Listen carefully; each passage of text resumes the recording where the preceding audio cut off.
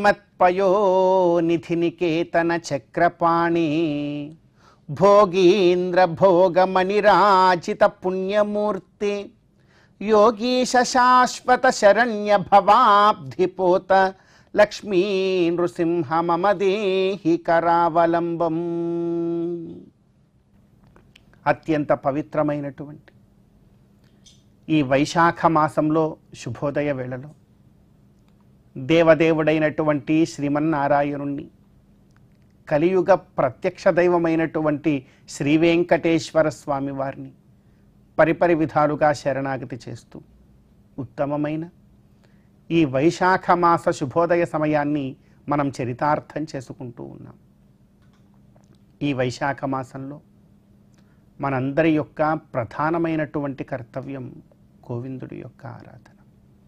గోవిందుణ్ణి ఎంతగా భక్తి ప్రపత్తులతో మనం ఆరాధన చేస్తామో, మన కోసమే వైకుంఠాన్ని వీడి అర్చావతార రూపంలో ఈ భూమి మీద మనం నడయాడుతూ ఉన్నటువంటి సంసార సాగరంలో కొట్టుమిట్టాడుతూ ఉన్నటువంటి మనలోనే అర్చావతార రూపంలో దాగి ఉన్నటువంటి ఆ గోవిందుడు మనందరినీ కూడా అనుగ్రహించడమే ప్రధాన కర్తవ్యంగా అనుకొని ఇక్కడికి వచ్చి ఉన్నాడు కనుక ఆ గోవిందుని దర్శించుకోవడం, అర్చించుకోవడం ఇంతకు మించి ప్రధాన గొప్ప కార్యం మనకింకోటి ఏదీ కూడా లేదు. అందుకే భగవంతుణ్ణి అనేకానేక రూపాలలో ఉన్నటువంటి ఆ భగవంతుణ్ణి ఒక్కొక్క క్షేత్రంలో ఒక్కో రూపంలో ఉంటాడు. మత్స్య, కూర్మ, వరాహ, నారసింహ, వామన, పరశురామ, రాఘవ, బలభద్ర ఇలా అనేకానేక రూపాలలో ఉన్నటువంటి స్వామిని మనం ఇలా శరణాగతి చేద్దాం. విశేషించి ఈ రోజున కూర్మావతారంలో వచ్చినటువంటి ఆ భగవంతుడి యొక్క జన్మదినం కూడా కూర్మ జయంతి. ఈ రోజున ఏ విధంగా అయితే ఆ కూర్మము క్షీర సముద్రమును చిలకడానికి అత్యంత ఉపకారంగా పాల సముద్రపు అడుగులో మంధర పర్వతాన్ని మోసిందో, అలాగే నిత్యము నిరంతరము కూడా మన హృదయంలో కూడా మథనం జరుగుతూ ఉన్నది.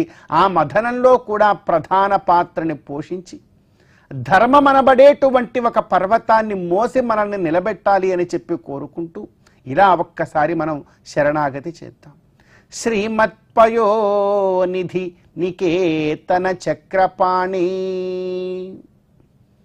పయోనిధి అంటే పాల సముద్రాన్నే తన యొక్క ఇండ్లుగా మార్చుకుని ఉన్నటువంటి వాడు. చక్రపాణి, చక్రమును ఎప్పుడూ కూడా ధరించి ఉంటాడు. ఎక్కడ దుష్ట శిక్షణము శిష్ట రక్షణము చేయాలన్నా చక్రపాణి అయి వచ్చేస్తాడు ఆ గోవిందుడు. అటువంటి గోవిందుడికి భోగీంద్ర భోగమణిరాజిత పుణ్యమూర్తే, ఎప్పుడూ కూడా ఆదిశేషుడిపై పవళించి ఉంటాడా గోవిందుడు. ఆదిశేషుడిపై పవళించి సకల విశ్వమంతా కూడా అణువణువు యోగ నిద్రలో ఉండి చూస్తూ ఉంటాడు అటువంటి గోవిందుణ్ణి. యోగీశ, యోగులందరికీ కూడా తానే ఈశుడు అయి ఉంటాడు. యోగీనాం ఈశ, యోగీశ యోగులందరి హృదయాలలో దాగి ఉంటాడు.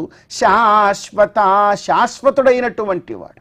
ఈ లోకంలో భూత భవిష్యత్ వర్తమాన కాలాలలో ప్రతి క్షణము ఏ యుగమైనా కూడా నిత్యము శాశ్వతుడై ఉండేటువంటి వాడా గోవిందుడు మాత్రమే.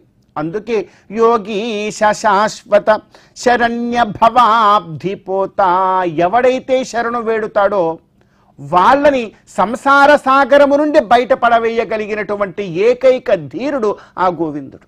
అందుకే ఓ గోవింద, అటువంటి నిన్ను లక్ష్మీ నృసింహ మమ దేహి కరావలంబం. నీ రూపాలలో అత్యంత సులువైనటువంటి రూపముట, చూడడానికి భయంగా ఉన్న సులువైనటువంటి రూపం ఆ లక్ష్మీ నృసింహ రూపం.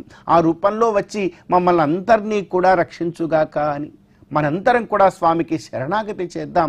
అలా శరణాగతి చేస్తూ మన జీవితాన్ని, ముఖ్యంగా ఈ వైశాఖ మాస శుభోదయ సమయాన్ని చరితార్థం చేసుకుందాం.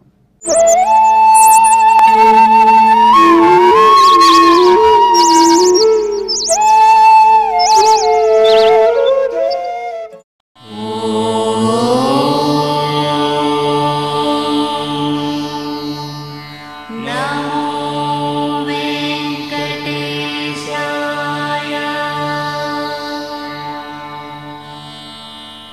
Oh